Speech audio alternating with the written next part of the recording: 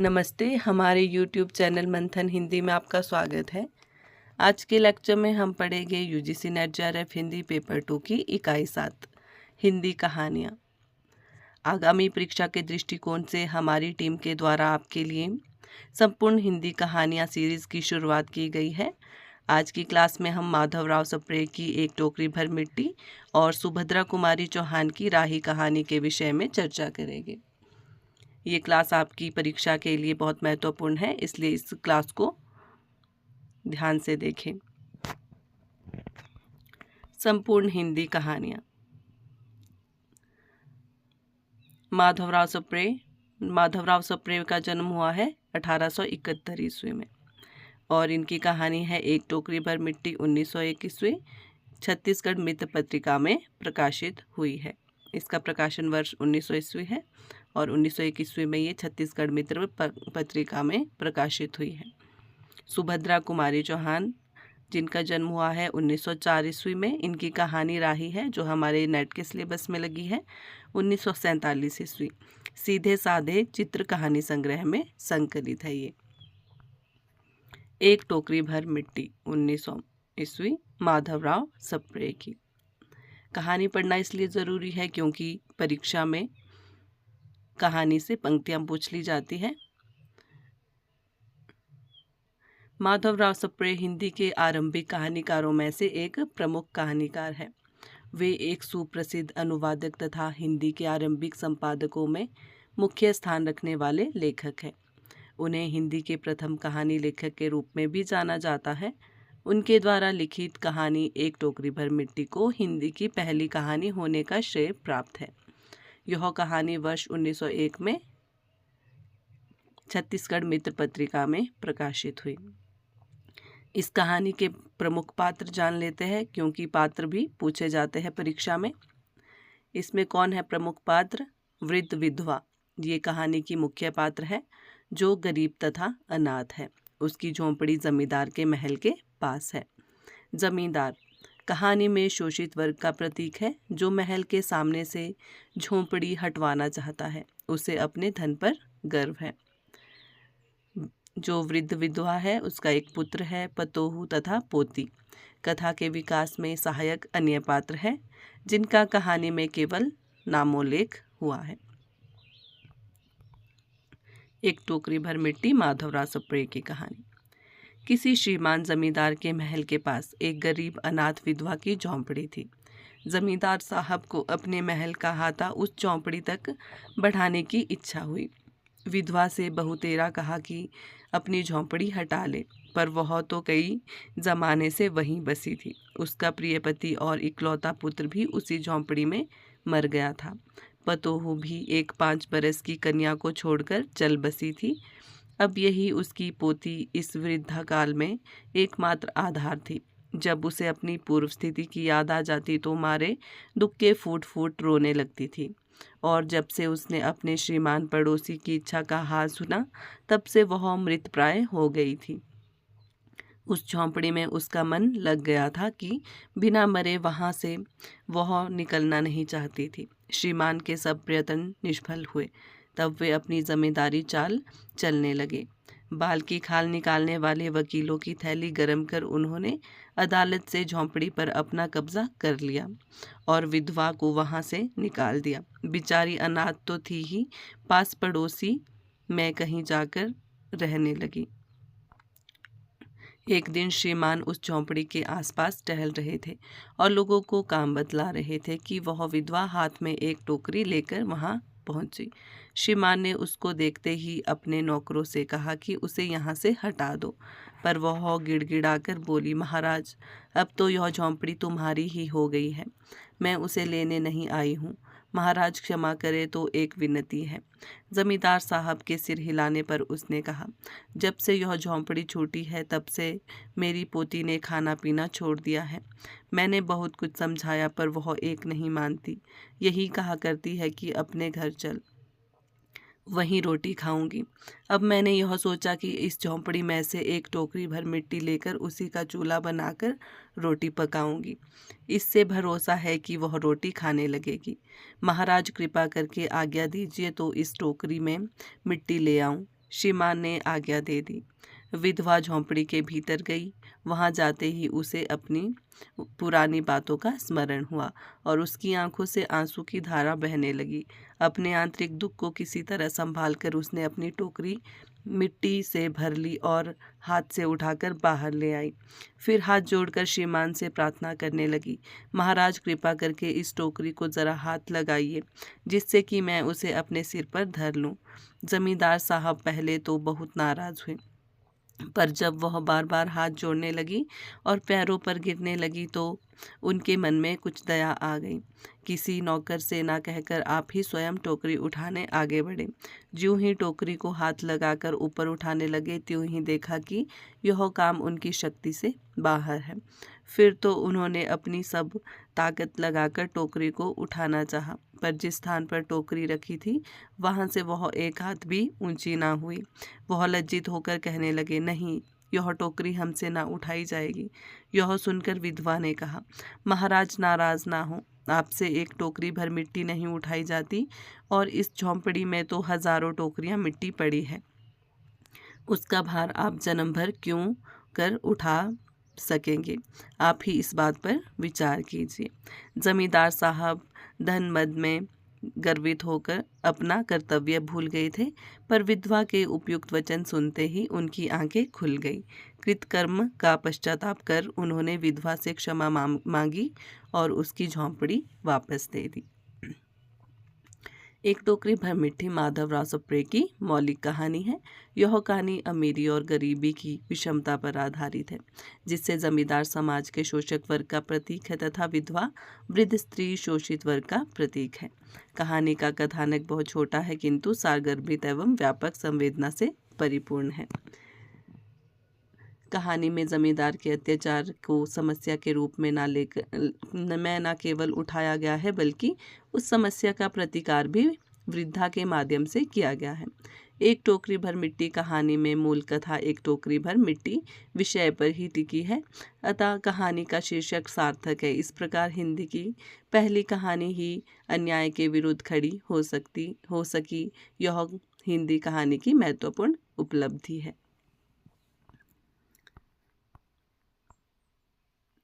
राही सुभद्रा कुमारी चौहान की कहानी है।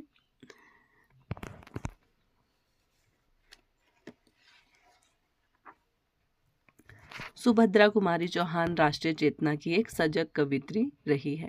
इन्होंने स्वाधीनता संग्राम में अनेक बार जेल यातनाएं सहने के पश्चात अपनी अनुभूतियों को कहानी में व्यक्त किया है। कहानी के मुख्य पात्र कौन है? राही है, गरीब महिला जिसे अनाज की चोरी के जुर्म में जेल हुई थी, और अनीता संपन्न वर्ग की महिला जो स्वतंत्रता आंदोलन में जेल गई थी। राही कहानी। तेरा नाम क्या है? राही। तुझे किस अपराध में सजा हुई? चोरी की थी सरकार। चोरी क्या चुराया था? नाज की गठरी। कितना नाज था? होगा 5-6 सेर। और सजा कितने दिन की है? साल भर की। तो तूने चोरी क्यों की? मजदूरी करती तब भी तो दिन भर में 3-4 आने पैसे मिल जाते। हमें मजदूरी नहीं मिलती सरकार, हमारी जाति मांगरोरी है। हम केवल मांगते खाते हैं और भीख ना मिले तो फिर चोरी करते हैं। उस दिन घर में खाने को नहीं था, बच्चे भूख से तड़प रहे थे। बाजार में बहुत देर तक मांगा, बोझा ढोने के लिए टोकरा लेकर भी बैठी रही, पर कुछ ना मिला। सामने किसी का बच्चा रो रहा था, उसे देखकर मुझे अपने भूखे बच्चों की याद आ गई। वहीं पर किसी की नाज की गठरी रखी हुई थी, उसे लेकर भागी ही थी कि पुलिस वाले ने पकड़ लिया। अनीता ने एक ठंडी सांस ली, बोली, फिर तूने कहा नहीं कि बच्चे भूखे थे इसलिए चोरी की? संभव है इस बात से मजिस्ट्रेट कम सजा देता? हम गरीबों की कोई नहीं सुनता सरकार। बच्चे आए थे कचहरी में, मैंने सब कुछ कहा पर किसी ने नहीं सुना। राही ने कहा, अब तेरे बच्चे किसके पास है? उनका बाप है? अनीता ने पूछा। राही की आंखों में आंसू आ गए। वह बोली, उनका बाप मर गया सरकार। जेल में उसे मारा था और वहीं अस्पताल में वह मर गया। अब बच्चों का कोई नहीं है, तो तेरे बच्चों का बाप भी जेल में ही मरा। वह क्यों जेल आया था? अनीता ने प्रश्न किया। उसे तो बिना कसूर के ही पकड़ लिया था, सरकार राही ने कहा। ताड़ी पीने को गया था, 2-4 दोस्त भाई उसके साथ थे। मेरे घर वाले का एक वक्त पुलिस वाले से झगड़ा हो गया था, उसी का बदला उसने लिया। 109 में उसका चालान करके साल भर की सजा दी, वहीं वह मर गया। अनीता ने दीर्घ निश्वास के साथ कहा, अच्छा जा अपना काम कर। राही चली गई। अनीता सत्याग्रह करके जेल आई थी। पहले उसे बी क्लास दिया था, फिर उसके घर वालों ने लिखा पढ़ी करके उसे ए क्लास दिलवा दिया। अनीता के सामने आज एक प्रश्न था। वह सोच रही थी कि देश की दरिद्रता और इन निरीह गरीबों के कष्टों को दूर करने का कोई उपाय नहीं है। हम सभी परमात्मा की संतान हैं, एक ही देश के निवासी। कम से कम हम सबको खाने पहनने का समान अधिकार है ही। फिर यह क्या बात है कि कुछ लोग तो बहुत आराम से रहते हैं और कुछ लोग पेट के अन्न के लिए चोरी करते हैं। उसके बाद विचारक की अदूरदर्शिता के कारण या सरकारी वकील के चातुर्यपूर्ण जिरह के कारण छोटे छोटे बच्चों की माताएं जेल भेज दी जाती है। उनके बच्चे भूखों मरने के लिए छोड़ दिए जाते हैं। एक और तो यह कैदी है जो जेल आकर सचमुच जेल जीवन के कष्ट उठाती है, और दूसरी ओर हम लोग जो अपनी देशभक्ति और त्याग का ढिंढोरा पीटते हुए जेल आते हैं। हमें आमतौर से दूसरे कैदियों के मुकाबलों में अच्छा बर्ताव मिलता है, फिर भी हमें संतोष नहीं होता। हम जेल आकर ए और बी क्लास के लिए झगड़ते हैं। जेल आकर ही हम कौन सा बड़ा त्याग कर देते हैं? जेल में हमें कौन सा कष्ट रहता है, सिवा इसके कि हमारे माथे पर नेतृत्व की सील लग जाती है। हम बड़े अभिमान से कहते हैं, यह हमारी चौथी जेल यात्रा है, यह हमारी 5वीं जेल यात्रा है, और अपनी जेल यात्रा के किस्से बार बार सुना सुना कर आत्मगौरव अनुभव करते हैं।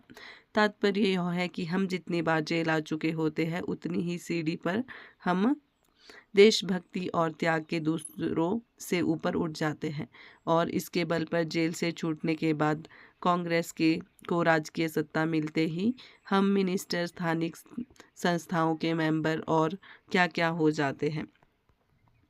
अनीता सोच रही थी, कल तक जो खद्दर भी ना पहनते थे, बात बात पर कांग्रेस का मजाक उड़ाते थे, कांग्रेस के हाथों में थोड़ी शक्ति आते ही वे कांग्रेस भक्त बन गए, खद्दर पहनने लगे, यहाँ तक कि जेल में भी दिखाई पड़ने लगे। वास्तव में यह देशभक्ति है या सत्ता भक्ति?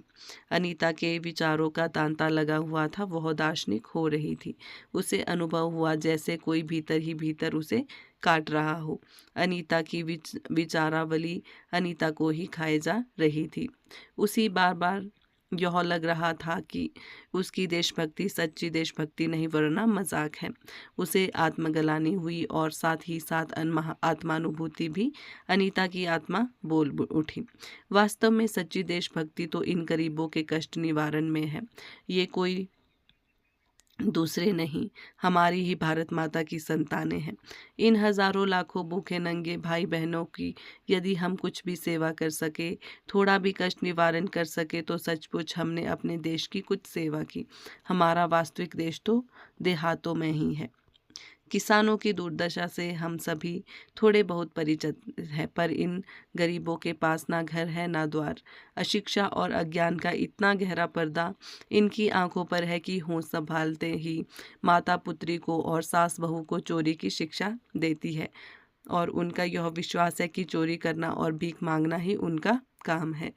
इससे अच्छा जीवन बिताने की वह कल्पना भी नहीं कर सकते।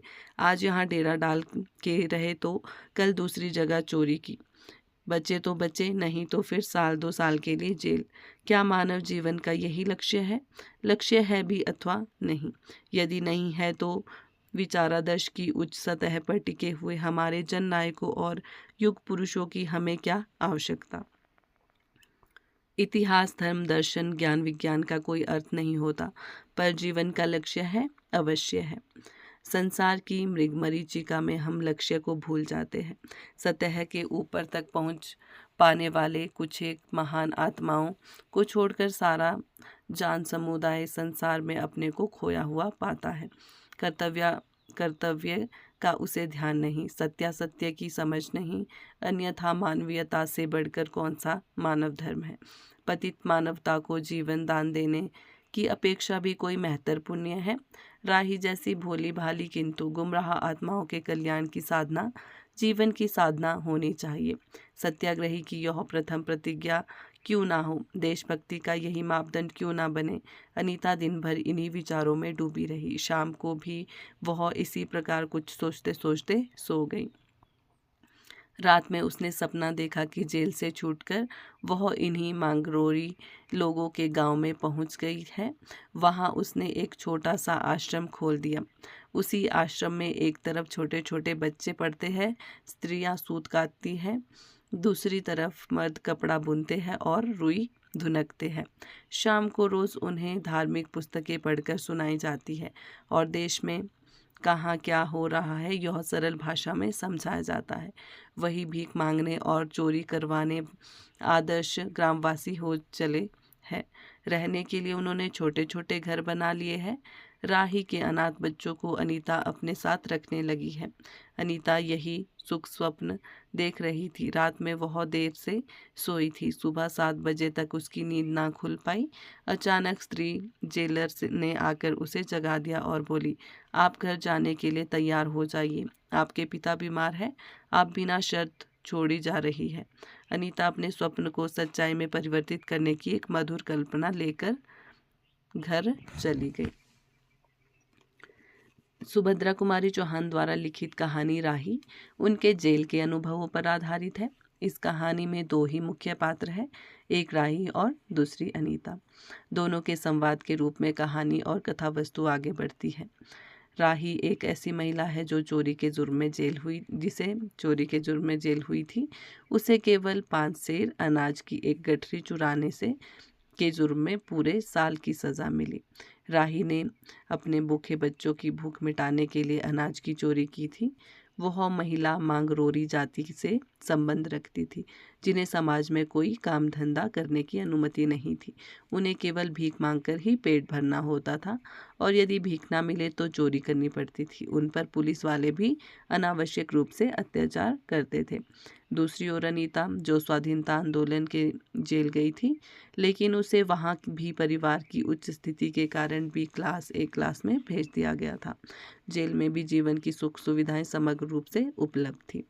कहानी में अनीता के स्वप्न के रूप में मांगरोरी जाति के कल्याण का रास्ता बताया गया है कि गांव में लघु उद्योगों के माध्यम से इन्हें आत्मनिर्भर बनाया जा सकता है। लेखिका कहानी के माध्यम से यह कहना चाहती है कि वास्तव में भारत देश का कल्याण तभी संभव है जब यहाँ की जनता आत्मनिर्भर बने। गरीबी व भूखमरी जैसे अभिशाप समाज के में समूल नष्ट हो जाए और देश में कम से कम भोजन व वस्त्र की उपलब्धता सभी को समान रूप से मिले। कहानी के माध्यम से लेखिका ने यह संदेश दिया है कि समाज के गरीब व असहाय लोगों के उत्थान व कल्याण के लिए कार्य करना ही सच्ची देशभक्ति है। आशा करती हूँ आपको क्लास अच्छी लगी हो। धन्यवाद।